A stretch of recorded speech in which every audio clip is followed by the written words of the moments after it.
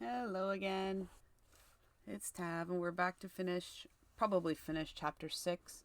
We left off right here. As my notes suggest, I'm actually going to turn the page of my notebook so we can continue taking notes if necessary. Alrighty, so today is April 16th, 2020. Oh god, I'm yawning. I have to start doing these earlier. That might be possible now. Like I said in the last stream, dynamics are changing a bit, so I might be able to start these streams a little sooner, which would be nice because maybe I can get some people on my time zone over to check them out. So it's like 7 o'clock on the West Coast, so it's not too bad. Anyway, let's begin. Silas stood on the sidewalk outside the diner, staring at the riftwork, still in a state of critical failure. That kind of suggests he's in a state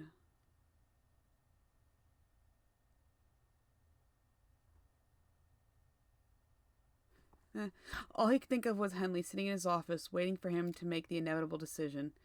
But were answers really worth it? Was understanding his role in all of this really worth risking the loss of all he'd gained? He'd come so far, overcome so much of his own internal conflict. He was slowly coming to terms with himself. The thought of Jaren being burdened by his emotional shift sprang into mind.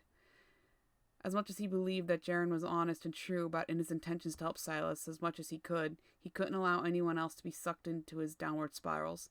He'd already trapped his son. He couldn't do that to anyone else. Kaitax's bargaining chip came to mind as well. If he could be the person he wanted, maybe he could stop being a burden to everyone around him. Maybe that was part of this. Maybe that was part of this. Maybe that was the part of this that really mattered, more so than answers. Grammarly, you're still not really working.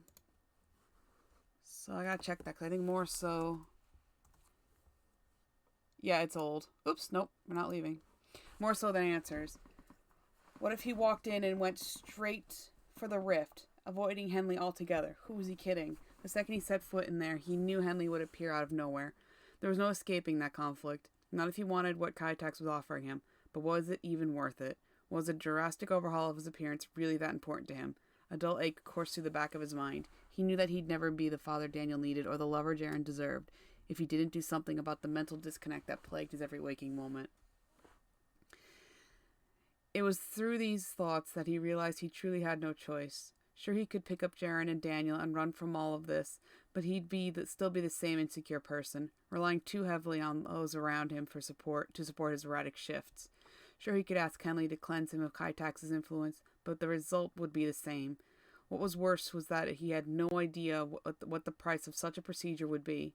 Something told him it would result in a level of servitude to Henley, but he had zero desire to entertain.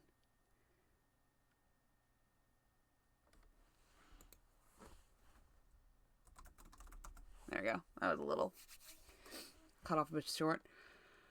I really do have to go. He sighed heavily as he shoved his hands in his pockets. There isn't much of a choice at this point. There's always a choice. Jaren appeared beside him, offering a glass of iced tea. Life is nothing but decisions and how we handle the impact of their effects. Jaren, He slowly took the glass. We could leave this place. Forget this all ever happened. Do you trust Kaitax? Jaren looked him square in the eyes. I mean, do you really trust him? Like, you'd trust someone to watch over your son, Daniel... watch over your son. Dare I say, Jaren chuckled, like you trust me. I wouldn't go so far as to say I trust him as much as I trust you. He took a sip of the cool drink. That would take far more time and effort to decide. However, his gaze once more drifted to the riftworks. I trust him just enough to give him a chance, but still. His eyes turned to Jaren once more. We could run away from it all. Away from Henley, Kaitax, the Void, or whatever. Just... forget it all, like everyone else has. No one else seems to care, so why should we? That, my friend, is an excellent point. Jaren drank from his own sweating glass of ice-cold liquid. What do you want to make it one word? Hyphenated? Yeah. Right. Right? So why not? Why not just leave? Forget this. Let someone else worry about it, right? Jaren studied the drink in his hands. But who will care? Silas's breath hitched in his throat. I really don't mean to influence your decision, Sai. This is all about you and your future, and I damn well understand not wanting to risk anything to save a world that thinks so little of you. But, he sighed, but you have a very unique opportunity to try. The world's done neither of us any favors, Jer. Jaren sighed. Well, think of it this way. If you become, what was it Henley said, a void thing, then at the very least you can force people to listen to us, like a power move, downtrodden no more. Jaren laughed. But who would listen? They watched in mutual silence as the red lights that now lit the riftworks continued their somber dance. Silas's heart skipped a beat with every rotation. It was as though Henley was reminding him he was waiting. You think if I don't go, Henley will just blow the place up and come after me? Silas sipped his tea. Honestly, Jaren shrugged. I don't know anything about Henley other than that he scares the shit out of me. Silas chuckled. But, Jaren sighed, I do think running from this is a bad idea. So just walk right into the lion's den? With a plan, Sigh. You know the place probably better than he does. Probably even better than he does. And he built.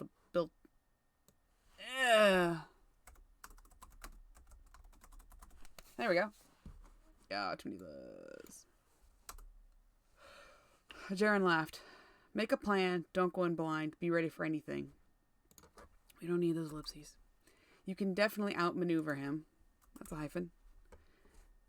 Were you anyone else? Yeah, I'd say run the fuck away. But you're you. You know that place. You have, Jaren motioned to Silas's tendril. You have that thing. That's good, right? Jer, their gazes met. Sigh. I'm scared. Jaren wrapped his arms around him. Me too, but he pulled away just enough so he could press his nose against Silas's. But if anyone can pull this off, if anyone can really change anything, I think it has to be you, Sai, whether you like it or not. What if I die? Jaren placed his hands on the back of on either side of Silas's face. You won't. I know you won't. You'll be back, Sai. I know you will. I believe it with all my heart. Silas's gaze drifted to a simple crucifix that hung around Jaren's neck. I'll be different either way, probably, he sighed. Probably not even human. Probably a real monster. Jaren sighed. Whatever changes happen on the outside won't change who you are on the inside. I know that for certain. So when I return as a fine specimen of masculinity, you won't change your mind about us? Silas chuckled as a tear made its way down his cheek. Sai, you are who you are. Jaren smiled, rubbing his thumbs under Silas's eyes. I just want you to be happy and confident in yourself. Then I really do have to do this. If for no one else but yourself, yes. But I have a son, Jaren. It's not about me. It can't be about me. I'll take care of him till you get back. He's a good kid and he'll understand, I promise. But it's so selfish. Jaren pressed his hands tighter against Silas's head. Listen to me. You have to think about yourself this time. Here and now. This isn't about you. Daniel and I will be here when you get back. And what if I don't come back? You will. Don't even think you won't. In fact, Jaren's gaze locked on Silas. Let me talk to Kaitex. I don't know how to just summon him. I'm not sure that's... I will speak to him if you want. Silas sighed. He's on the line if you really want to talk to him. Would that be okay? Would you be okay with that? I mean, at least it's voluntary, right? Sigh, you don't have to. Silas's eyes lit up with a brilliant glow. The light settled and his eyes became pitch black fields adorned only with glowing purple, I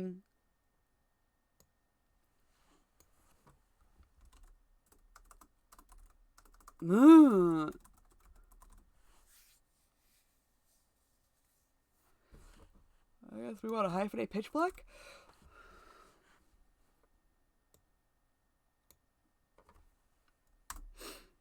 You called? Jaren jumped back a bit. Jumped back. I did, yes. How can I help? Well, Jaren cleared his throat. He wasn't entirely prepared for this interaction. Take your time. It's not as though our lives and your world are on the brink of destruction.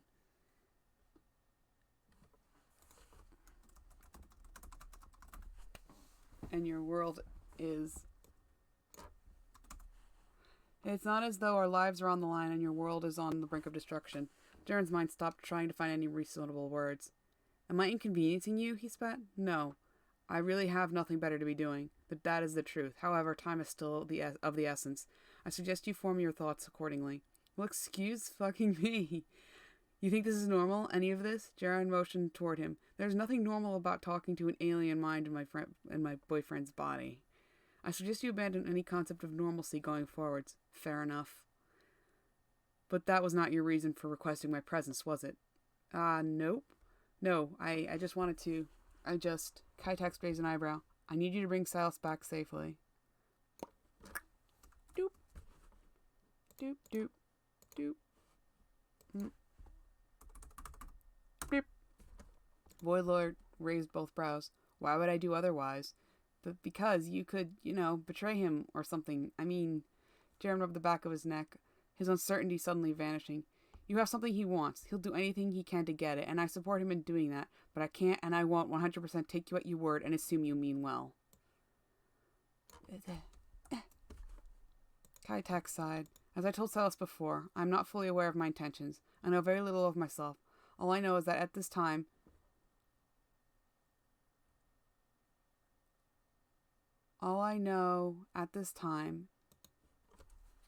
is that I desire to be freed from my prison. Sorry, adjusting my leg on my seat. And I will do whatever it takes to make that happen, including forcing Silas to do something against his will. Jaren's eyes narrowed. Kaitax shrank back. I would not do that. I would not like to do that. What would you have to lose?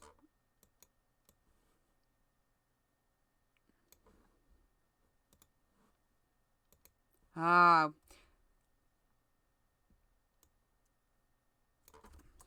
stars in Silas and Kaitax's eyes wandered across their surface. If I take Silas by force, my freedom will be short-lived. I really wish Gremlin would freaking fix itself. I'm not strong enough to perpetuate my existence outside of this place. So you need him? Very much. And you need him alive. Yes. And you need him willing. Ideally. Then you will do everything in your power to make sure he arrives. He wouldn't talk like that. He gets to you and returns home safely? Kaitax nodded. It is my desire that we both return safely. Couldn't you go anywhere? Anywhere you want? Why come back here? Outside of this world, your world is the only other one I am aware of. Besides, Kaitax perked up a bit. Silas will be in control, and he will want to return home. In control? Kaitax nodded again. The agreement is that Silas will retain most of the control of our body. I will need time to find my strength, and I trust him to be responsible with our powers. I see. Kaitax turned to the tendril draped over Silas's shoulder. This was my offering. It should serve as an anchor to assure he reaches me safely. Is there a chance he won't?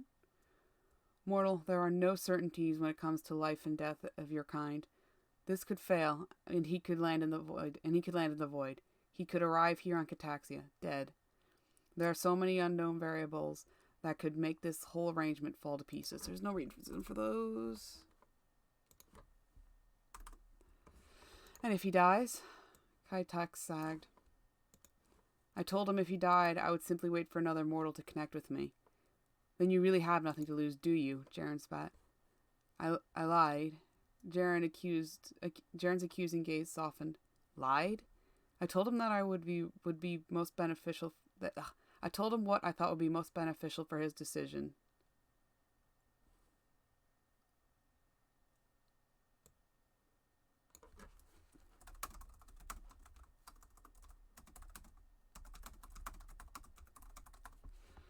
I told him what I thought would be most beneficial to allow him to make his own decision. I believe that telling him I would be only mildly inconvenienced would lessen the weight of this choice. And the truth is, there will not be another. Silas is my last chance. Should we fail, I will perish. I have not the strength left to continue fighting my inevitable collapse. Jaren stared at the creature. Its eyes wandered about aimlessly, wringing its hands together. I need Silas to trust me. Jaren sighed. I think he does. Then that is good. But I think there's one more person you need to convince. His spawn. His son. Daniel. Kaitax nodded. I will speak to him. If I can relieve the concerns of those around him, perhaps Silas will feel more comfortable with the whole arrangement. Pragmatic, Jaren mused. I'll go get him. May I come in? Jaren paused. Sure, why not? Daniel left from his stool to greet them as they entered. His usual run to his father was halted at the sight of his eyes. Daniel slowly pointed to his own. Ah, Jaren clasped his hands together. Dan, this is Kaitax. Jaren motioned toward Daniel's father. Daniel's arm dropped limply to his side. Really? Kaitax forced a toothy grin. Daniel narrowed his gaze. Is Dad okay with you being here? I was brought forward voluntarily. The boy slowly approached him, standing mere inches away. He motioned for Kaitax to come down to his level. What does this movement mean? We're going to change that word to gesture. The kid wants to look you in the eye, Jaren snorted. Ah, yes. Very well, then. Boop. Kaitax knelt down before Daniel. How is this? Daniel's eyes locked onto Kaitax. He absorbed every small movement he could. Oh, absorbed. I'm like, what is wrong with this word? My hip is really killing me lately. Ouch. That's a story and a half. But that's not what we're here for. Just gotta straighten my leg out. Ouch. Oof, oof, oof, oof. That's going down my leg. Ooh, ow. That hip, though. Oh, yeah. I think for the next chapter, I'm going to try to come up with music to loop in the background. Because this is, just me talking. And I feel like a little bit of ambiance would help. So, I actually have a playlist. I just didn't start it.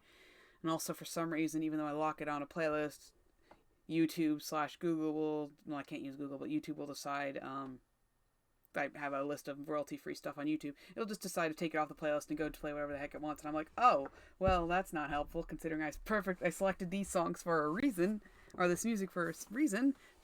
Anyway, ow, my leg. Holy crud, my hip, my leg, everything. Ugh. Daniel's eyes locked onto Kaitax. He absorbed every small movement he could, every jitter, every slight warping of his pupils, the way the stars moved across their violet backdrop. He wanted to know exactly who this was so he could never confuse him for his father. Kaitax grew increasingly uncomfortable. It is unusual for mortals to stare at me like this.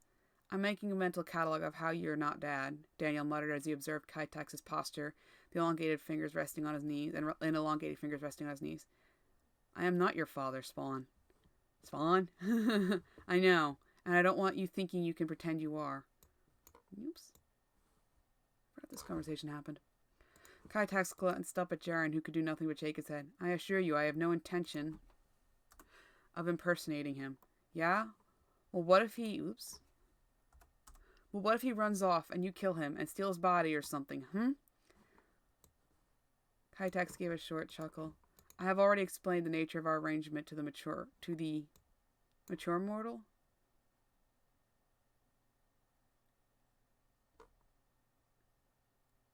I'll call it...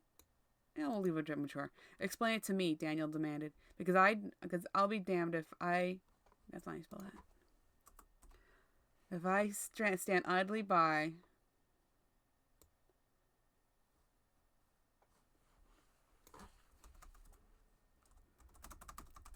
That idly is a bit of an advanced word for a... I guess we're going to presumably say he's 15 in this. I think that's the math that I worked out. Let me go back real quick. Although, see... Or maybe he's only 12. I can't have it that way. The problem is either they spent way too long in an abusive relationship or they've been in Lasombra way longer than I really anticipated. And since Silas kind of appeared at the opening of the Riftworks, I suppose it's not unreasonable that they've been there longer than I anticipate. Because sometimes in my mind I'm like, oh, they've only been there 2 years. And then other times I'm like, no, he's been close to Jaren for at least 2 or 3 years. So that means they were there prior to that, which means 5 years isn't entirely unreasonable amount of time to be somewhere before you really get to know people. Or 3 years. 2 years-ish. So, I'm trying to figure out where Daniel is. He's either 13 or he's 15. That's where I want him to be. And, I know abusive relationships suck, but there would come a point where Daniel would be smart enough to attempt to leave on his own. But since he and Silas are so bonded, it's kind of like, would he leave without his father? I don't know. He wouldn't, but is that a reason why he would allow them both to stay in such a shitty relationship for so long. That and the whole event of them escaping has Daniel at least single digit age, so because he's young. So we'll map that out again. For now, let's just continue, because I don't know how old he is, so I'm having trouble curbing his dialogue. All I know is I need to simplify and take big words out of his dialogue, take big or complex meaning words out of his dialogue for now. Explain it to me, Daniel demanded, because I'll be damned if I stand around and do nothing while you promise my dad the world just so you can use him. No one's ever going to use him again. Kaitax recoiled a bit. Let's just put recoiled. We don't need the a bit. Never in my millions of years of consciousness has a mortal ever spoke that way to me. We're gonna spoke to me that way. Spoke to me that way. Sorry, this is me reopening my notebook. I apologize. It's a bit of got a nice, firm but flexible plastic cover, so it makes a little noise. And that was me dropping everything, sophisticated. We'll get used to it, Daniel spat. I'm not ready to trust you with my dad. Doop. The stars in Kaitax's eyes enlarged before returning to their normal size. I see. Then I must earn your approval. Daniel's stance relaxed a bit. I'd like if you at least tried. He punctuated his words with a nod. Very well. Kaitax nodded. Then I'll explain myself one last time. I need your father alive and willing. I can use him without those things, but for this to be more than a temporary fix to my situation, I require he is compliant and capable of retaining control over our body. And what is your situation? Daniel sneered. Kaitax sighed, his gaze drifting to the floor. I am imprisoned against my will on a dead world, deep in the belly of the void. I wish to be free. If I cannot find freedom, I will die. Your father is my last chance. Daniel deflated a bit. I thought you were some kind of dead god. Emphasis on the dead portion, and you are correct. So you're not immortal? Kaitax sighed. Again, Kaitax sighed. Again with the sighing. Oh god, one off. I'm also, this keyboard was really hard to get used to. I do most of everything I do on a laptop. I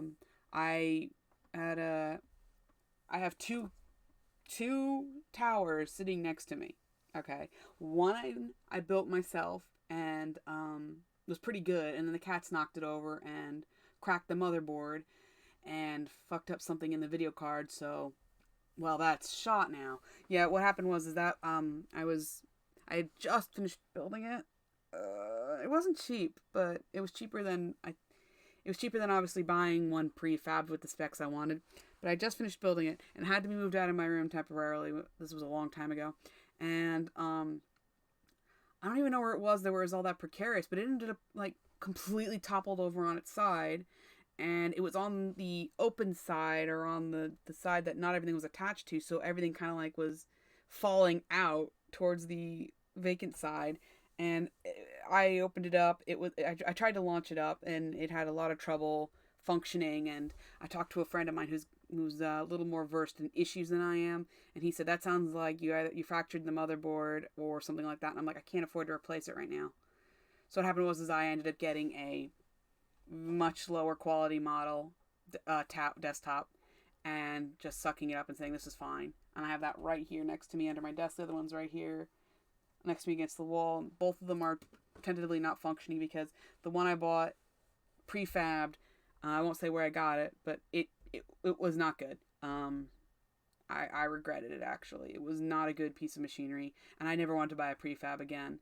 And while I know a tower is, I guess, more robust and can do a lot more and has much more room for expansion, I ended up, at one point I bought an Asus laptop, and I loved that little thing.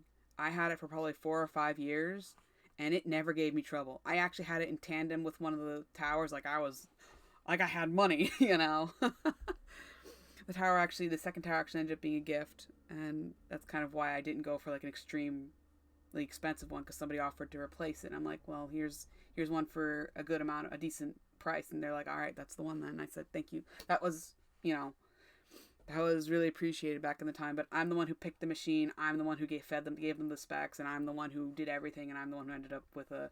It lasted for a little while, but then it took a shit. I bet I could salvage some good parts out of it, honestly, but it barely boots up anymore. It takes like... I think the last time I tried, it took about 20... No, can't be that long. Well, 10, 15 minutes to allow me to actually do anything on Windows. So, it's... for all intents and purposes, it's deceased. I can still turn it on if I want to, but it's not really going to do very much. So I had that little Asus laptop that I bought myself with my tax returns at one point. Yeah, because I was intelligent. But, I was getting frustrated with this computer, and I was also part of a writing group that would go out and do stuff, and I wanted to have a laptop with me. So I bought the Asus as a double thing where I could game on it, and I could use it to bring it around and write and stuff, and get work on social media, whatever I was doing out and about. I was also going out with my friend, and we'd go to Starbucks, and I'd sit around working or whatever on my laptop, and that was great. And I fell in love with the idea of just having mobility and being able to pick it up and take it wherever I needed to go. So, and one of the hang-ups of every time I've never had enough money to really relocate, and that's been difficult. So, but one of my hang-ups was always, well, as long as I have this computer, it's A, going to take up a lot of space, B, it's something I need to worry about in transit. And I know you can pack them really safely, but my luck is not good. This thing was out of my room for 2 days, and it got busted. The other one, the older one. And I have been pissed off about that ever since. And I cannot stand the idea of putting a new one in the back of my car and something happening to it. And God, I just can't go through that again. So I bought a new laptop, and I love this laptop. Where did this one come from? Hold on, I'm closing it real quick. I might end the stream accidentally. Hold on. Where did this come from? CyberPower? The first PC next to me, like I said, was built myself. Yeah, this is CyberPower. This is a CyberPower laptop. It's right there. I'm retarded. CyberPower PC. It's a good laptop. I saved up for this one. This was something I saved, and it's honestly, I was scared of buying it for how much it was, but the thing was my Asus still works, but it is falling behind. It's getting slow, and I love it very much, and I've cleaned it up a couple of times, and it still remains my go-to travel laptop. So I actually own 2 laptops now. 2 laptops that are capable of gaming. But like I said, the Asus was getting a little tired and a little,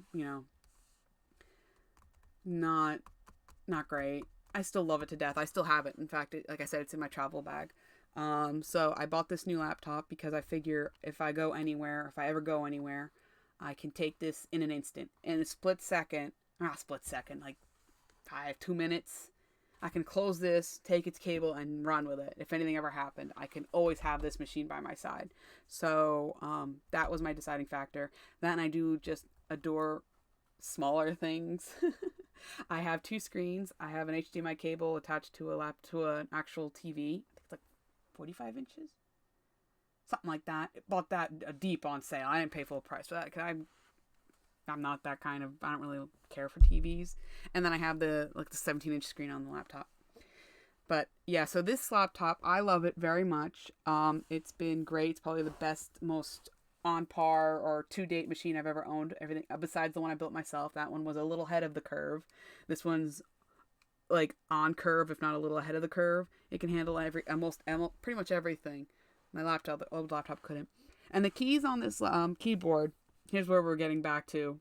The keys on this keyboard are slightly octagonally shaped. Like the surfaces are slightly octagonal. And they're square keys, but they're beveled in such a way that the tops are. And it took me so long to figure out where my fingers needed to be on this thing, because they also feel a little big to me, because this is a much bigger laptop, and I've got the full numpad and everything, because I can't live without the numpad. But I'm not trying to sell this laptop. None of this is an affiliate or anything like that. But what I am saying is, hold on, just checking something really quick. Closing this. Ooh, interesting. It blocks out the screen on this side. Ah, cool. Okay. Well, all I'm saying is that the keys are bigger and wider than I'm used to, so I typo a lot. When I get in the groove, obviously just fades away and it's not a problem. But when I like wake up in the morning and I start typing, it's like,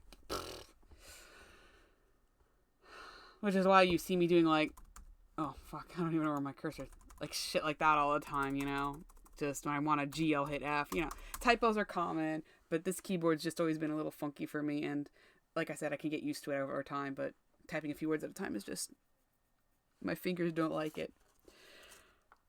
Anyway, oh, excuse me. I just need a moment to reposition real quick. Hold on.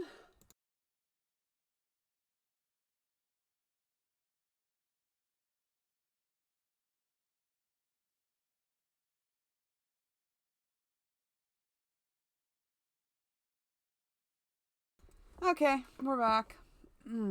Let's see. I swear at some point I'll bring the face cam on. Maybe this weekend. We'll get that set up. I mean, it is set up. I just don't want to turn it on to look like absolute shit. I mean, I'm sure. I mean, my hair has grown out so much. It's just such a mess. Actually, it's not too terrible. I did a lot of weirdly precautionary things. I didn't even know this was coming. Like, I wasn't even, the word corona wasn't even, or COVID. Oh, I can't say that on YouTube. The virus, oh, too late, I already said it. The virus wasn't really a thing that was being widely discussed when last time I got my hair done. In fact, it wasn't even really a thought on my mind. I was too busy worrying about the business that I was trying to run fail, and it failed. It's gone. Too many factors. I could go into that in a whole nother stream. I'll probably just make that a vlog, honestly. Write a script and write that out. There's no reason to stream that. But that's what was on my mind. That's what was on everybody's mind. My hairdresser was worrying about her business. I was worrying about my business, and blah, blah, blah.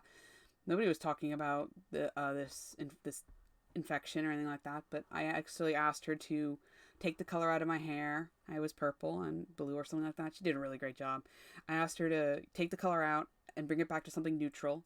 And since there was no way I'd get it back to brown without it looking weird, because I don't like putting synthetic natural colors in. Like, I don't want to dye my hair, and I don't want to attempt to dye my hair a normal color. That just seems not dumb, but just I don't want to do that. I'd rather my hair be silver or white or whatever.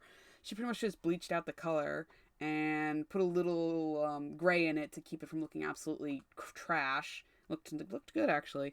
And then we cut everything kind of really short. So those are really good precautionary measures, because now my hair just looks bleached. Still got a little bit of the gray in it, but it just doesn't look like faded out blue and purple anymore, which I think is weird and cool. On the back, the whole head needs to be taken care of. I need attention, and she has me in for an appointment at the end of the month, but I don't think that's going to really be happening at all because of everything that's going on, and that's okay. I just take a buzzer to the back of my head, razor to the back of my head, and just do a terrible job shaving it all back. It doesn't matter. It's fine. It's not going to be... It'll probably take another couple months before it's an absolute sty. So, yeah. We got off on a bit of a tangent there. That's okay. I'm not really talking to anyone anyway. And if anybody happens to stumble upon this somehow in their YouTube browsing, hi. This is what we do here. Consider liking and subscribing. And hold on, I gotta check something really quick on another screen again. I'm very, very, very sorry. I'm just gonna check real quick this one thing. And just gotta log in this place real quick. So I gotta know, I'm checking to see if I have a sponsor.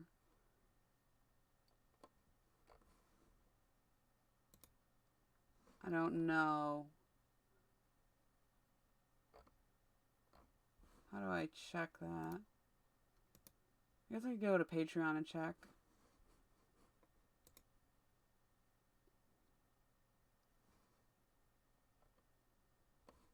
There we go.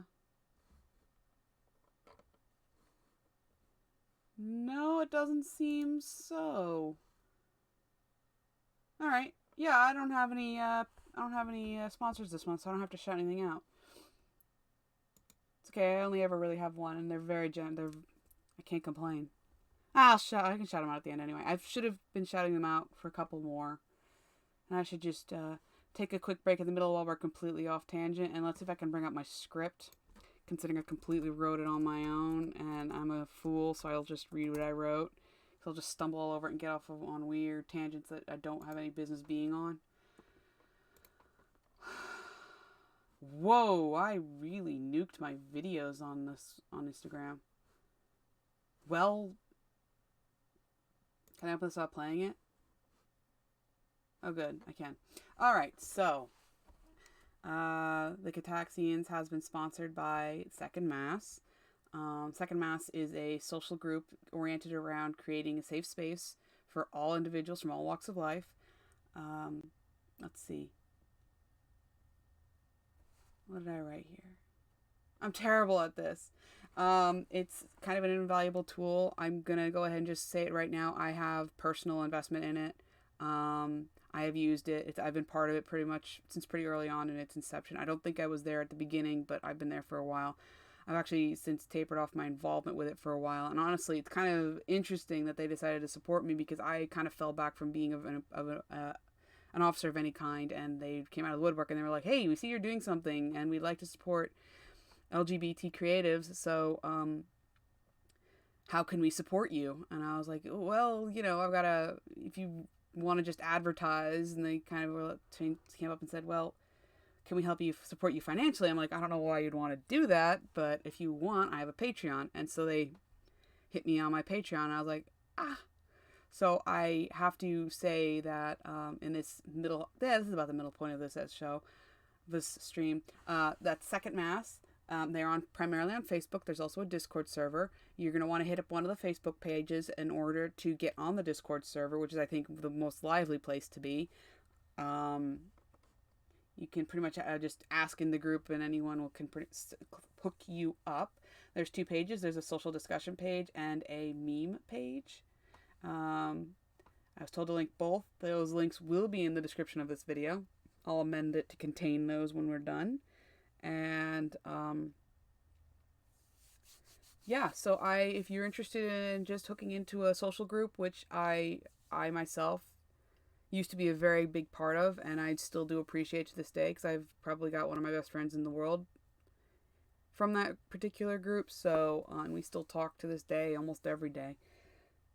And, they're just good people. So, if it's going to be social, looking for a nice hub of just anything you want, LGBTQ friendly. In fact, it's oriented around that, really.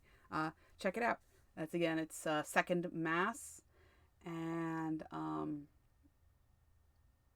the meme page is called Second Memes. And those are on Facebook. And if you want to get on the Discord, just give a shout into the groups and somebody will hook you up. All right?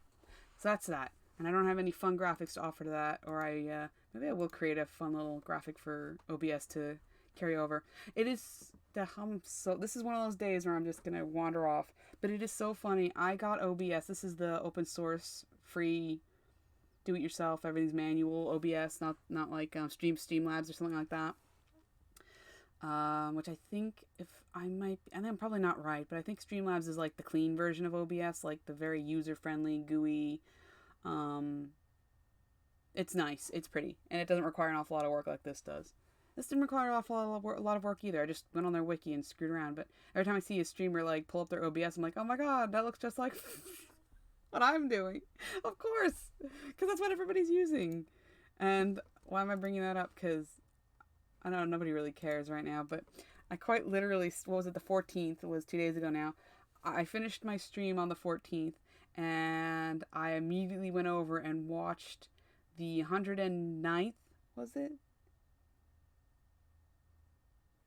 109th anniversary of the Titanic sinking. Oh. I don't want to Google this.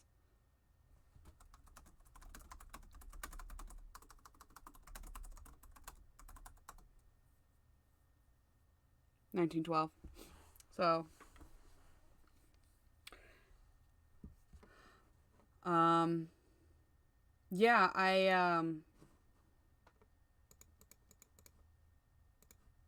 you can hear what I'm doing, can't you? Because I'm fucking stupid. Yeah, 108. So I was a year ahead. 108. I'm sorry, my brain's a little slow. It's always slow, but it's late too. 108 year anniversary of the sinking of the Titanic, and there's this channel. I think I almost always shout out some random channel on my stream for some reason. It's not like I'm affiliated with these people, but there's this channel. I'm gonna actually go to them.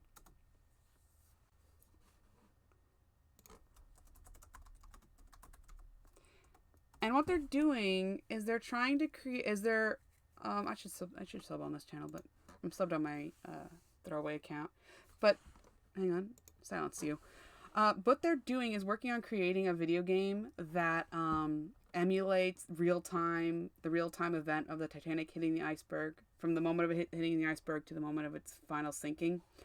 And I stumbled on them by accident because I actually found their original run of real-time sinking Titanic, and I sat up and watched that one night earlier this year. And then they came back and live streamed an event, and I was just, oh my god. I may or may not be kind of really interested in the Titanic now. Well, I've always kind of had an interest in, like, the, what am I going to call it? Man-made disasters, like Hindenburg, stuff like that. Titanic. Britannia? Was that one? That kind of thing. You know, human-made machines and devices causing untold amounts of damage and mayhem. It's just fascinating to see where humans fail in creating things. So this is a very good page. They've got a lot of information about the Titanic, and they do other boats too. Was the Britannic the one that became the medical vessel? They've got one for live thinking of that one too. But yeah, so I was watching the live sinking, not live, but it was live streamed in real time, sinking of the Titanic. And man, I could go on a rant about that, but I won't because I love it a lot. I just love it. Four Funnels Enterprise. That's so cool. What a cool name. I wonder what I actually have on my YouTube channel. You know, I'm actually going to check because I don't think I have a fun URL like that. Oh. It's just this. What? Oh, maybe I didn't earn a Vanda URL yet. 5 subbies. Like and subscribe if you're interested in supporting. Oh man.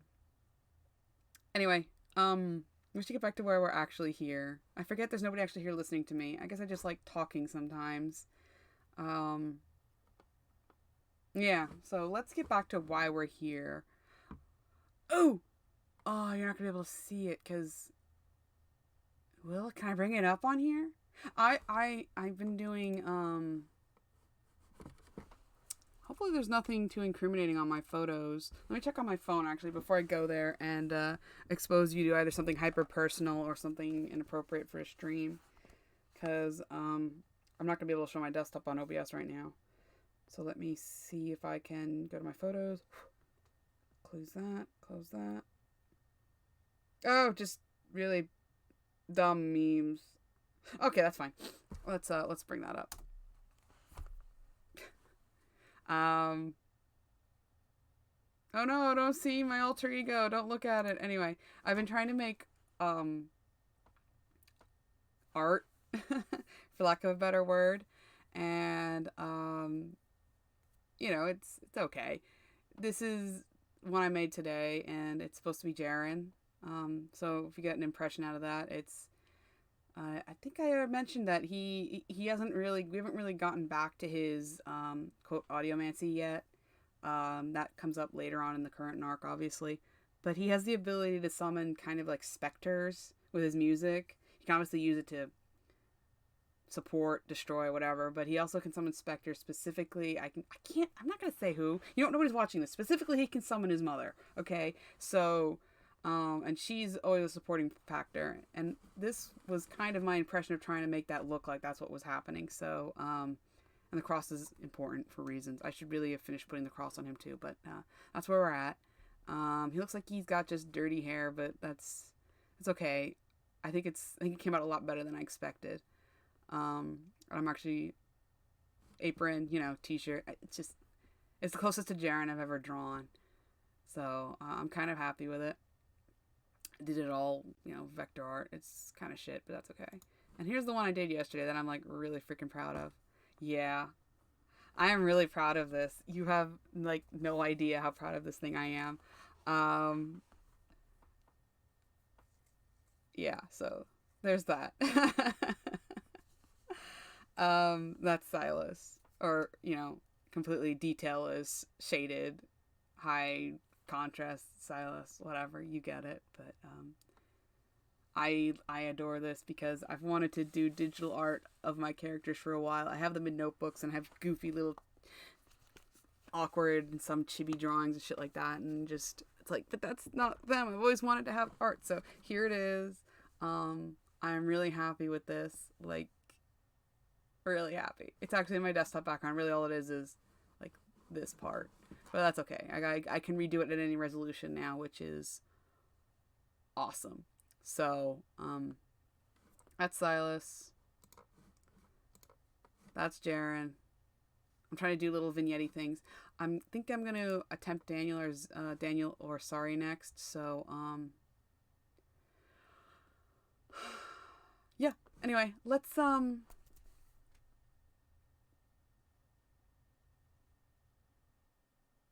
get back to why we're actually here. Since I've just added half an hour. Is that how much I added? 20 minutes? Oh no, 20 minutes. Okay, 20-minute tangent. All right, we're back on topic. We should still be able to finish this at a reasonable hour. Anyway, continuing. So you're not immortal? This is Daniel, by the way. Kaitek sighed again. I know little about what I am, only that I only know what the Brotherhood allows me to know. They claim I'm something called a Void Lord. Void Lord. Jaren whispered to himself. I believe, Kaitek continued without noticing Jaren's quiet interjection, were I not drained constantly by their incessant need for power, I would be immortal. But in my current condition, I am fading, swiftly. Daniel didn't miss a beat. What's a Void Lord? I am not certain, but I think I am one. Henley said he was a Void Lord, Jaren mused aloud. Oh, hell no. Daniel shoved Kitex away, sending him to the floor. I won't let something like that take over my dad. I am not this Henley person. But you're like him, right? You're the same damn monster. I do not. Kitex looked up desperately to Jaren. I am a different Void Lord. We are not the same. I don't know, Jaren muttered. You both seem to have manipulation nailed down. Manipulation? Kitex slowly crawled away toward the door. Slowly crawled. We don't need to do the away. Henley uses Silas like you're using him. Jaren glared at the cowering void spawn. We don't need to do that one word bullshit anymore. It is mutual. I am not manipulating him. I thought I explained myself. He muttered so quickly his words blended together. If you truly do not trust me, I will do what I can to break the tie.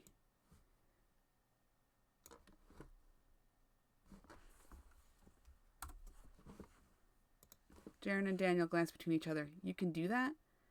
Kitex shrugged. Perhaps I can speak to my warden. Yeah, that works. If anyone can make it happen, it's her. Then why didn't you do that sooner, Jaren bellowed. Instead, you tormented him for countless days.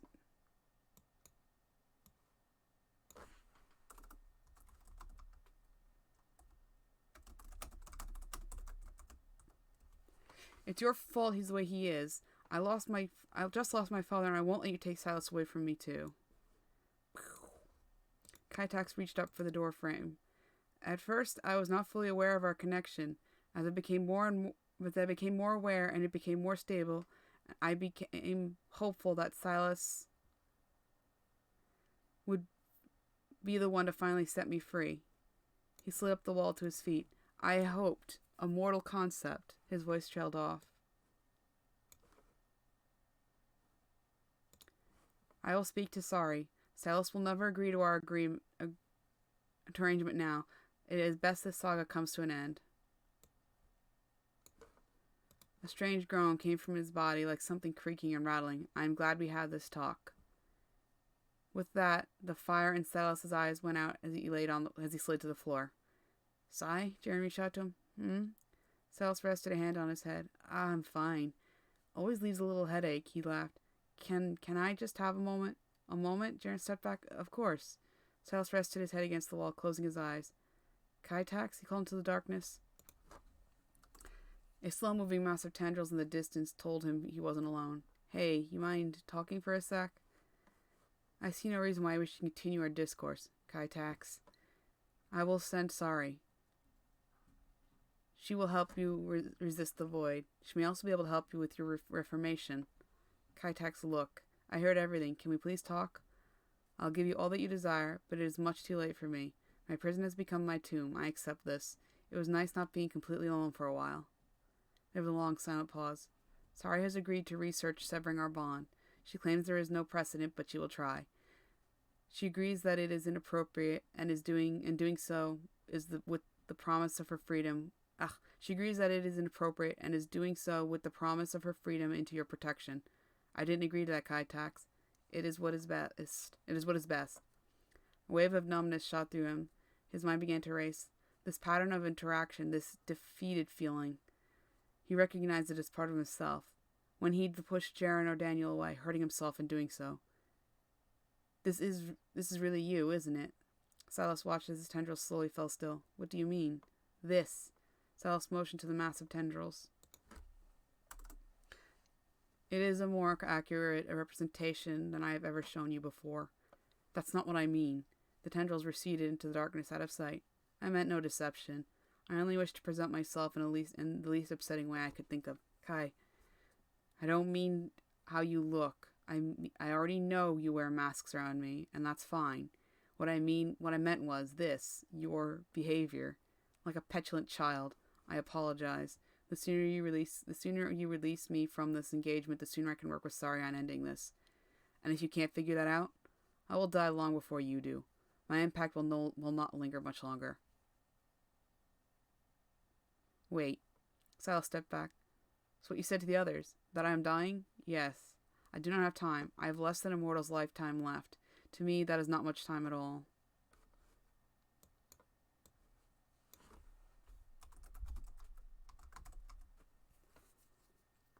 I mean, if you took my took me by force. Oops, hold up. The tendrils fluctuated a bit. I could escape this place, but I would only be buying myself time. I would still perish eventually.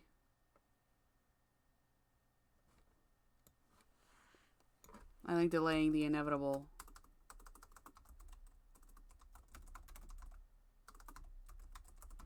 is probably the better phrase for Kaitax. I would still perish eventually. And you don't think that time would be enough to find a more permanent solution? I do not. And even if it were, I know I would not be strong enough to see it through. No, either I escape here and now with you or I perish. These are my only options. I expect you to do what is right for you. I already had my eternity. You do not need to waste yours on me. On me. Silas thought a moment. This is really who you are then? Without all the booming, growling, gnashing of teeth, you're just you're just as scared being trying not to die? The tendrils became still again. Tell me, Kaitax, would you ever lay a tendril on someone I loved? I do not. They're struggling with this. I understand, but ultimately the decision isn't theirs to make, it's mine. But I need to know, I have to be certain, that you will never use me to hurt them. I have no intention of interfering with your relationships. The further I remain away from them, the better. Silas nodded somberly. I wouldn't mind you talking to them, maybe getting to know each other. The fewer mortals that I bond with, the better. I am not meant to be in such relationships. So what do you really get out of this? You won't be completely free. You'll be part of me with no servants answering to you. Is that really what you want? What I want? What a curious concept. What I want is to not die. I have said that before. It is my only goal, to not die. This entails being free of this place. Whether I'm ever truly autonomously free, I do not care or to concern myself with. Whether I am ever truly autonomously free, I do not care to concern myself with that. Okay. Here and now, I just want to be free of this place and not die. I see. Silas's voice trailed off in thought. As I said, my memory is hazy at best. We may yet find that I am some kind of world-devouring monstrosity. But that would be in the past, wouldn't it? You would forgive a creature responsible for countless mortal deaths? Silas snorted. My experience with mortals is largely not great. Isn't that great? And it's not about forgiveness, it's about moving forwards. Even if I murdered innocents, don't murder my innocence and we're fine. Truly? What can I say? I'm shallow. I only care about those who care about me. I will fight and die for them. Everyone else, they never fought for me. You cannot expect a world of billions to care for one. No, but those who should have never did. So you hold a grudge against your entire species? I just assume the worst at all times. A moment of silence passed. As do I, and all mortals, at all times. Then we are of one mind on this. Indeed. Maybe that'll change, Silas shrugged. Maybe this change in myself will change all the disrespect I get from everyone else. Who knows? If they piss me off, I could just eat them, right? He laughed uncontrollably. Technically, yes, but I thought we agreed on not eating people. Silas snorted. I'm sure we'll find exceptions. Indeed. So are we still in this? Silas scoffed. The wall of tendrils. Silas offered the wall of tendrils his open hand. The tendril slowly slithered away from the mass. Are we? Silas nodded. The tendril rested on his hand, wrapping itself around its fingers. Oh, and one last thing. Yes? Don't lie to me anymore. I don't care what it's about. If we're going to share a body, going forwards, I expect you to be forward and honest. I only meant to spare you unnecessary pressure or give the impression that I was coercing you. Silas chuckled. The cold, hard truth is always better than a sugar-coated lie. I see. Tendril in hand, they shook once more. See you soon, Kitex. See you soon, Silas. Doop, doop, doop. Silas stood once more, staring out the towering window that looked out over the Riftworks. By now, the emergency lights had gone dark. The television filled the otherwise...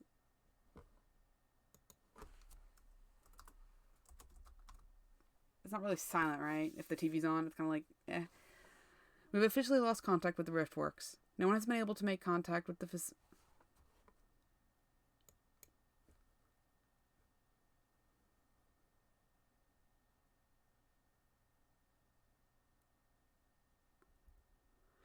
No one has been able to make contact with the facility for days. Contact.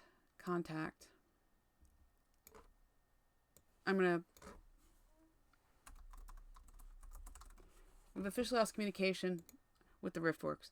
No one has been able to make contact with the facility in days. Personnel reports continue being issued to nations of origin via the established communication networks, but no return contact has made it across the lines.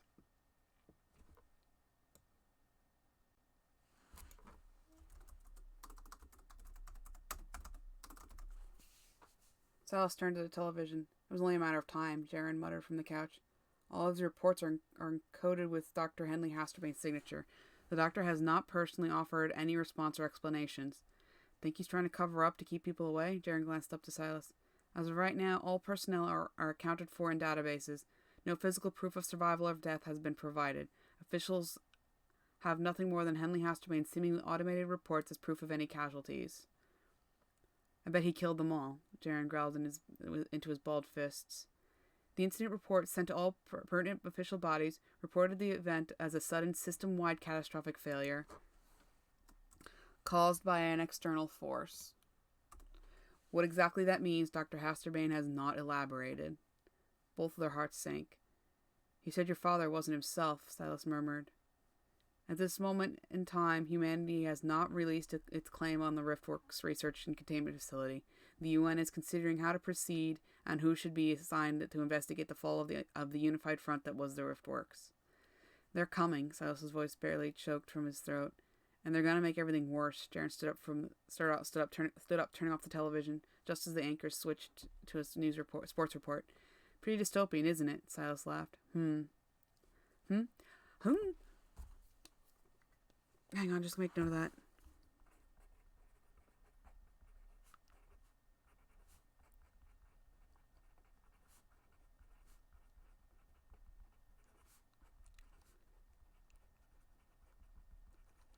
Okay. Just keeping continuity notes. 1 minute they're talking about the end of the world, and the next some asinine sports team won a pointless game. Normalcy, sigh. This is all exactly how my dad said it would happen. They'd subvert all the doom and destruction with mindless entertainment. Sure, they'll report on the state of the apocalypse, but don't worry, folks, the Yankees are still batting strong. If people even knew what was really going on, it's not like we do, and we're right here.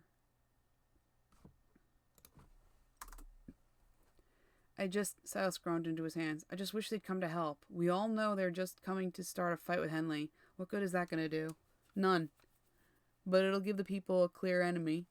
That always helps propaganda, finding a black and white antagonist. Something tells me Henley isn't exactly black and white. No villain ever is, Jaren sighed heavily. This might all be a trap. You think Henley wants Earth to throw every ounce of its forces against him? We've got to capitalize Earth in this context, correct? Yes. Maybe test our strength. See how far he can go and what he can get away with. Maybe he'll gauge how far manipulation can get him before turning to all-out war, unleashing all those monstrosities. A small whimper came from beside the couch. No offense, little guy. Jaren forced himself to acknowledge Nine's existence. I did go back through and change all of Quip to 9 prior to last time's stream, so 9 is back.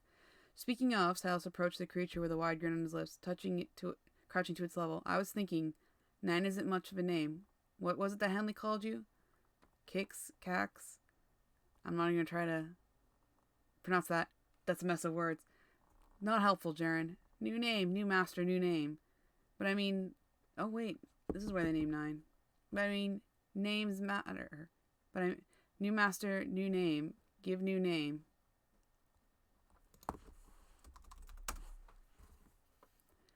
He talks a lot. Daniel appeared in the hall, rubbing his eye.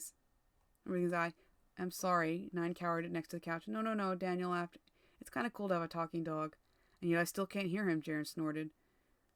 You can talk to Jaren if you want. He's a good person, Silas smiled.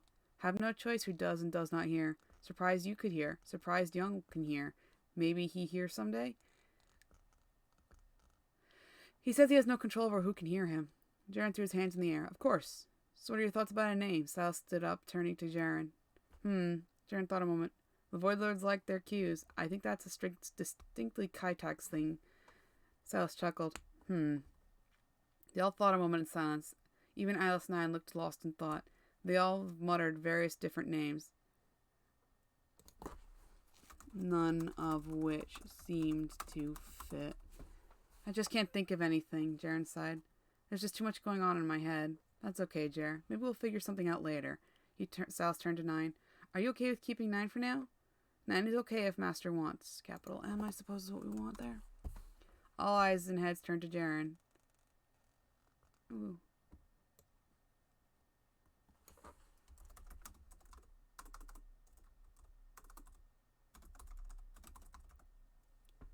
Are you sure, 9?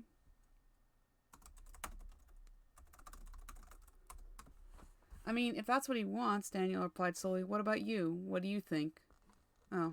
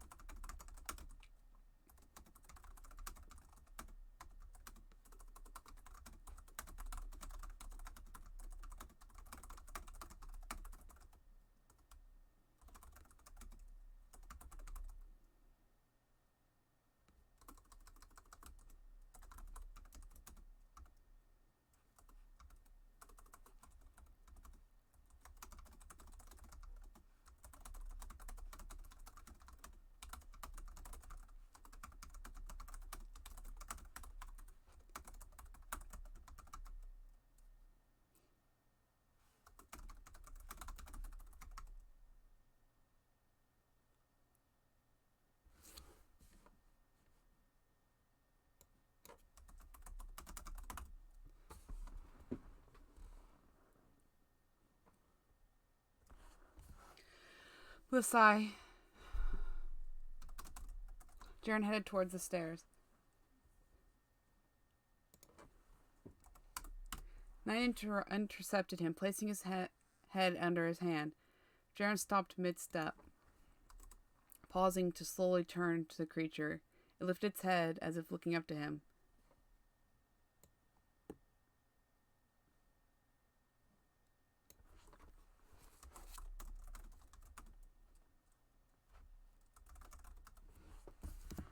You are a good person. Jaren jumped back. I heard that. Nine's stumpy tail wagged uncontrollably. You here now? Yeah, I guess so. Jaren was pressed against a wall. Nine began bouncing around in circles. I'll understand Nine now. Jaren studied his hand carefully. It felt like shark skin. Is that one word? I don't know why it would be. I'm not going to let it be one word because I don't know why. Silas snorted. When have you ever felt shark skin? Used to go to the fishmongers with Dad all the time. That's right, Pops. Jaren laughed nervously.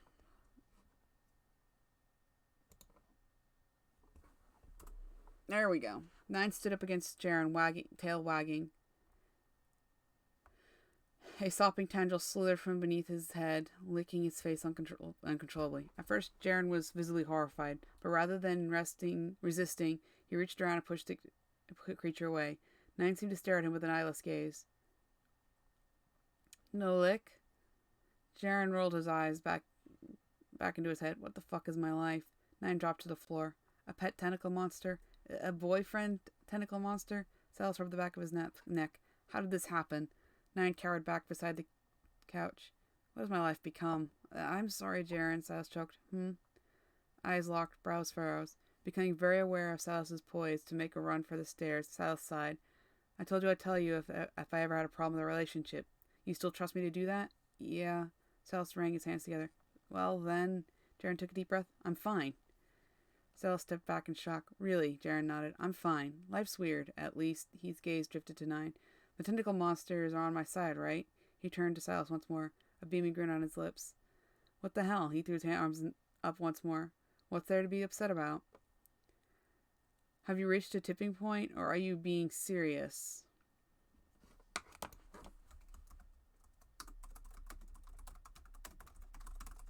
Silas chuckled nervously. Jaren pinched his nose. Above all the other things, I love you. And if loving you comes with tentacles, then I'll work on liking tentacles. Don't get me wrong, it's still weird, but it's nothing I can't work with. Trust me.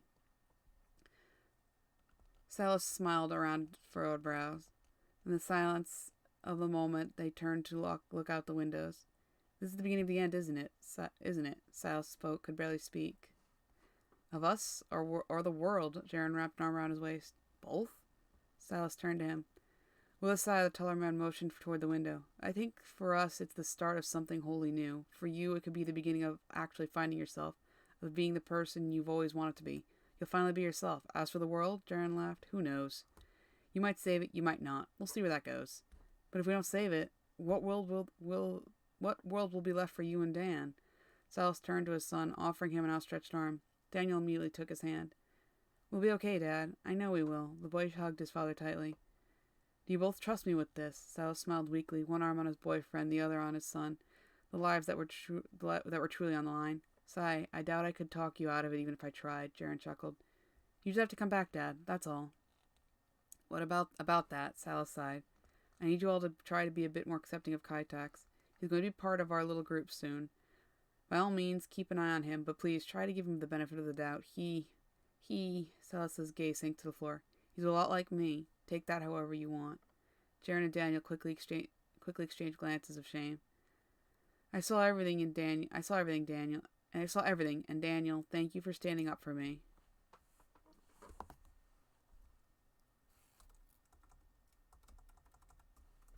I saw everything. Daniel, thank you for standing up for me, but it's not your job nor is it your place to fight on your father's behalf.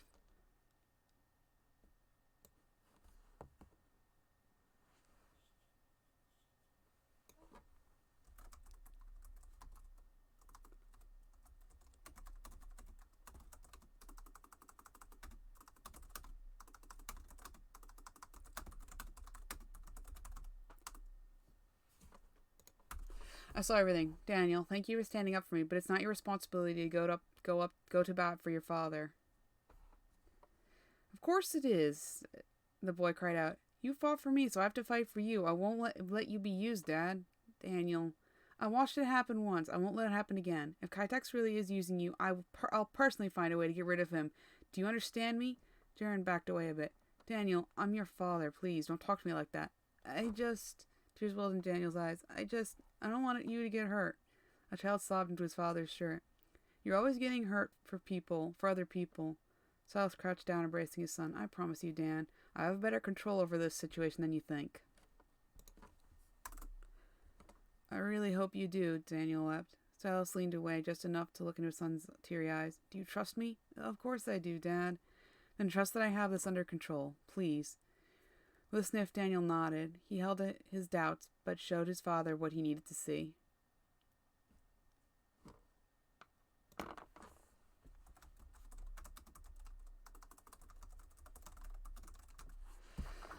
Thank you. Silas pulled him closer. That means the world to me. Jaren, with little thought, crouched down beside them, placing his arms around them both. We'll be here when you get back, Si. We will, Daniel forced a laugh. We'll be right here. Thank you.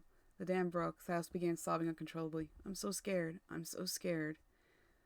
You don't have to do this, Dad. You don't have to do any of this. Daniel placed his hands on both sides of Silas's face. We can leave.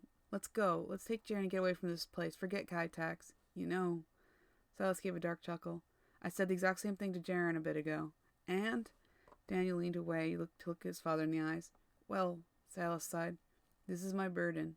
I have two choices. I can either run or face it. What's wrong with running? We ran from New York. We can run from here.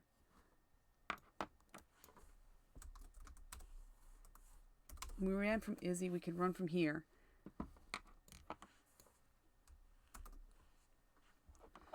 Daniel could feel a sob coming on. It's different, Dan. We had no choice in New York. We had to run, or we would have probably died. Or we...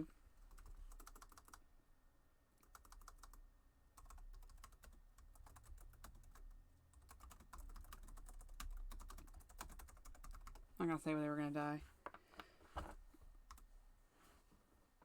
How's that different? How is this different? You might die here. Daniel finally gave in to the hitching of his chest.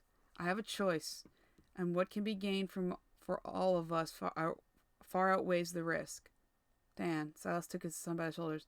If this works out, I'll finally be the dad you need and deserve. Oop, there's an E missing. But you already are.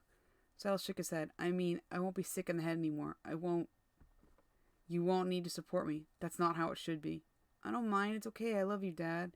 I'd rather things stay how they are than risk losing you. Daniel wrapped his arms around his father. I don't want to lose you.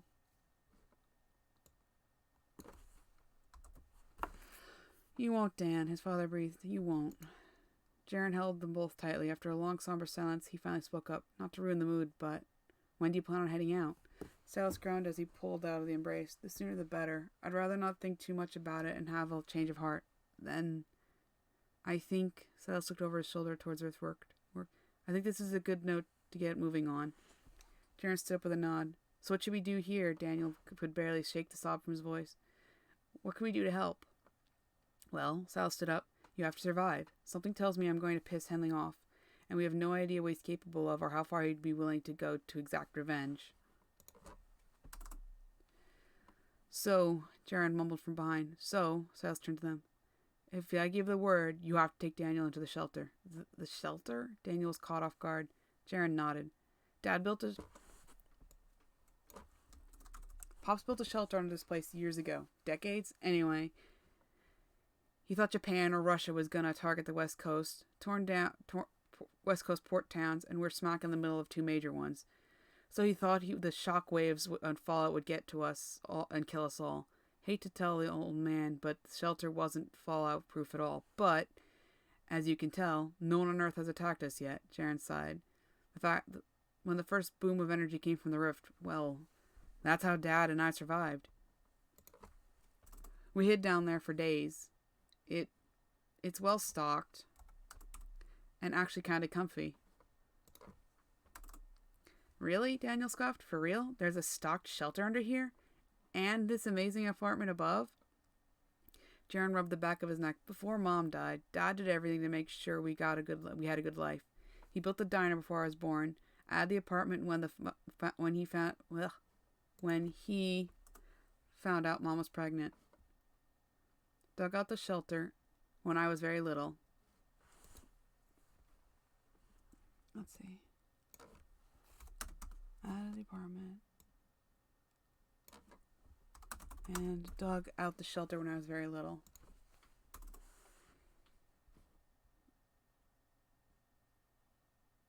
Did I spell pregnant wrong?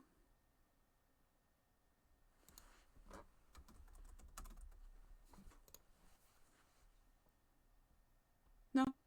He did a lot for us. It's that comma they don't like. They don't want me using my Oxford comma. He did a lot for us. His voice began to quake. It all changed after she died, but all the work he did is still here, and it's still the finest craftsmanship one man could pull off with his own two hands. Will it really save us from Henley? Daniel wasn't entirely sold. It saved me once before. I have no reason...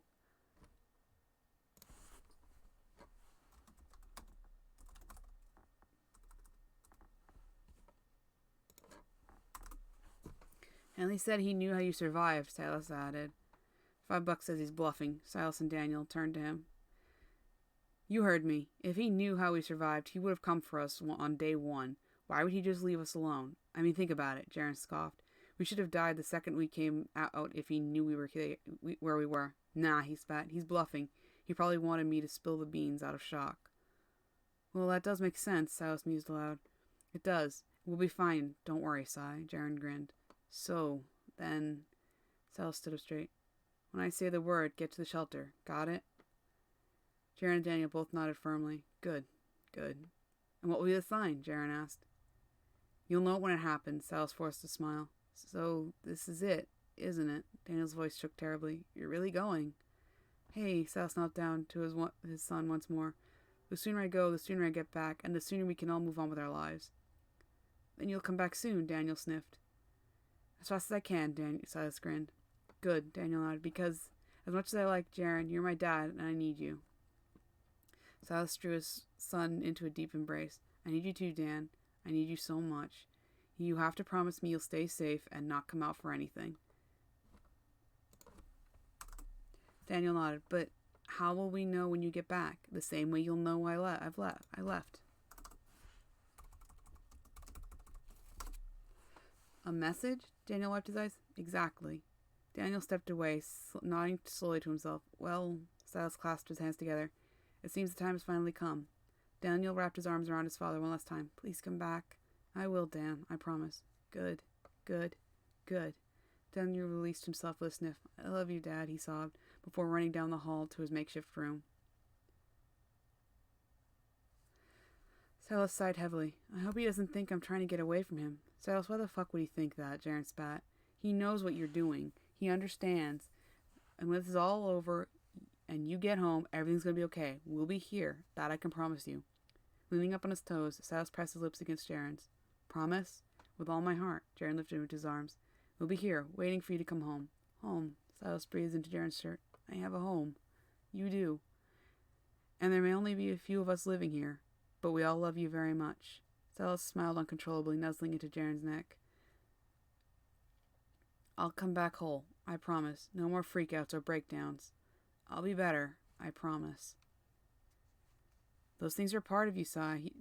Jaren breathed into the air. Don't be surprised if looking different doesn't completely alleviate those pains. Silas leaned back. It'll help, though, Jaren. It'll help so much. As long as you're happy. Hey, listen. Silas slid out of Jaren's grip. I'm hopeful, but I'm not so hopeful that I'll risk anything. Right up until the last minute, I'll be weighing my options. Kaitek said if I want to get back out, he'll send me home. You believe that? I do, but, Silas sighed, I also believe that coming home without him might be catastrophic. Why? Because if I take the leap to go to him, that'll mean pissing off Henley in the worst way. If I come back, sans Kaiteks, well, that won't change Henley being pissed and probably wanting me dead. I see your point. So if I go so far as to meet Kaitax, I think I've already gone beyond the point of no return. Or really, the point of no return turning to the same.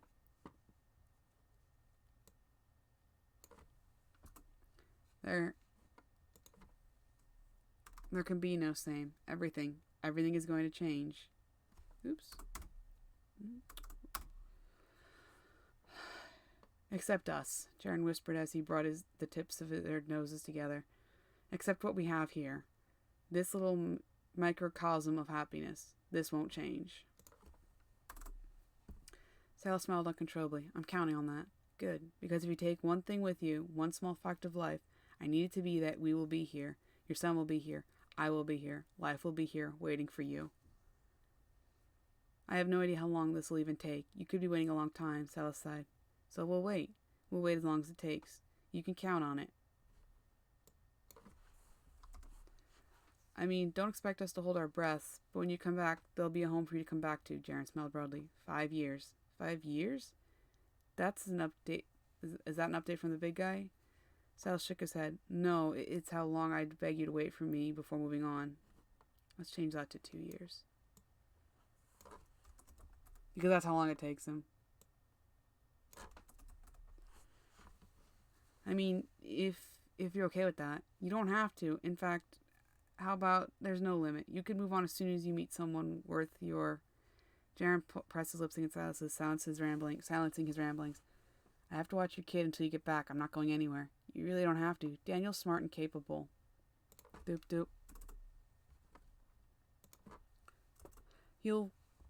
Oh, hell. He called this place home before I did. I suppose. Silas's head rolled on his shoulders. He may have been doing it for me.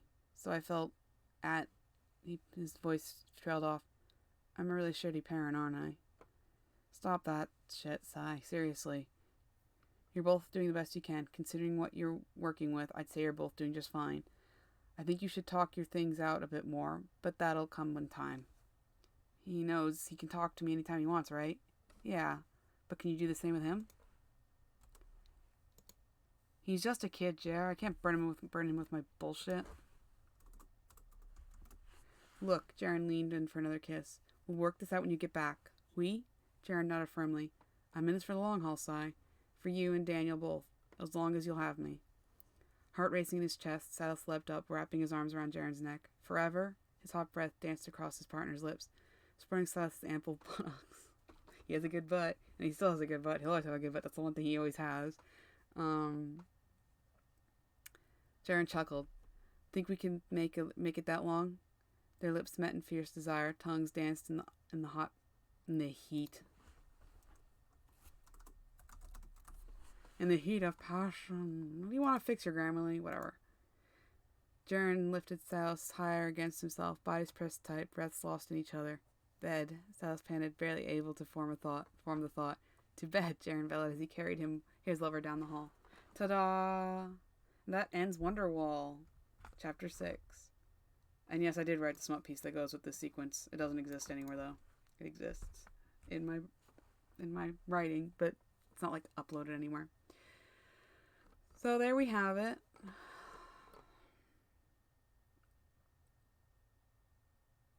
That's the end of Chapter 6. This didn't need a lot of fix towards the end. I think the beginning was a little rough, but I think towards the end we kind of did okay. There are a few things that got a little hitchy, but not too bad. Anyway, in the next chapter... Oh, you can't link out of this. Let's, here's what we do now. Update. Almost forgot the procedure. Alright, so now we go over to Wattpad. We're going to update Chapter 6. Oh, I'll boop there. Wonderwall. When did this actually get put up? February what? Delete. Oops. I'm not doing it that way.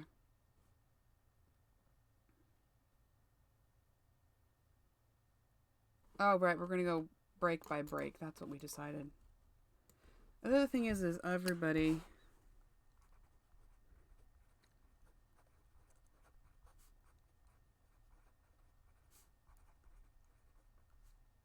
Everybody knows Sorry exists.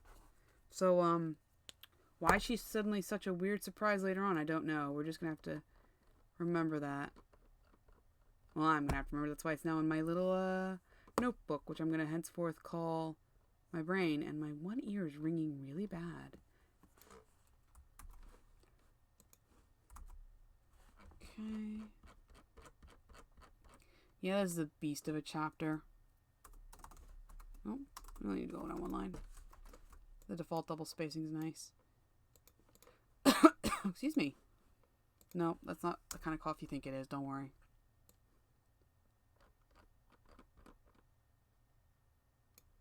Yeah, that comma doesn't need to be there. Hold up.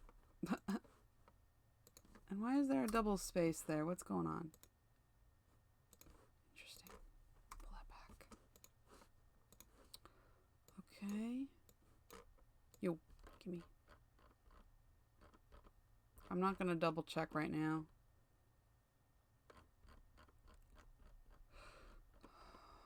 Oh, no, yep.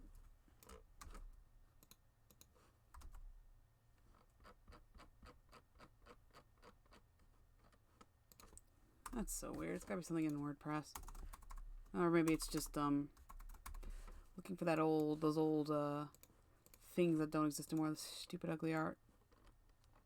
I know the later chapters have them because I never really went back and purged them all. Oops, that's a short little page. That's fine. Not all sections are 5 billion words.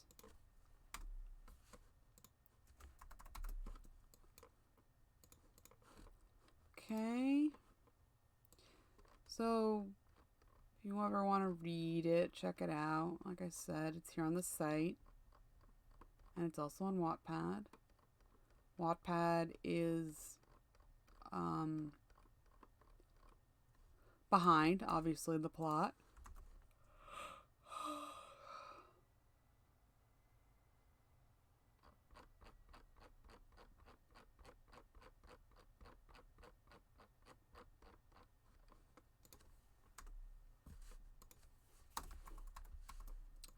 Don't need that to be bold. I mean, it could be, but we're not going to do that. On one chapter, I know I like bold and italicize the tildes, but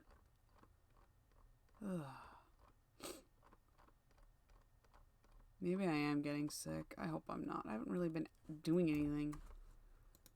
But who knows? My dad's still working. I'm back home, so my dad's still working. Not all the time, but enough. It's really a closed environment though, so it's not like you could bring anything home. It's just weird. Anyway, publish changes. Yay! Alright, so Wonderwall is now updated. Maybe someday I'll have some stats like that. Not bad. Funny thing is, I realized this is really freaking dumb. I can vote my own chapters. Like, why? How are you allowed to do that? It's like thumbing up your own video. Maybe I should start doing that to give people the impression that people give a shit about my content. I know on Reddit, you by default upvote yourself, which is a really weird concept to me. Or I could be wrong, but that's what I understood. What's this, flag? No, we're not flagging my own stuff. Somebody else can flag it if they want. So, what we're doing with Emerald Dash is because it was uploaded in parts on the site, it's getting put on Wattpad in parts. And what I will do is when the parts are done uploading to Wattpad, I'll combine them into one chapter.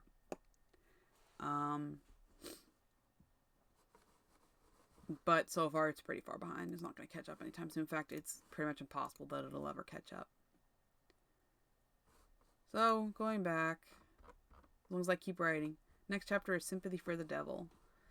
And this is the part where we have a sit down with Henley. And, oh my goodness, we never color-coded. Oh, fuck. I need to look up what Xanthus is again. Is it really not color-coded or just not? It's not color-coded properly. Okay, well, I'll hopefully, let me write that down real quick.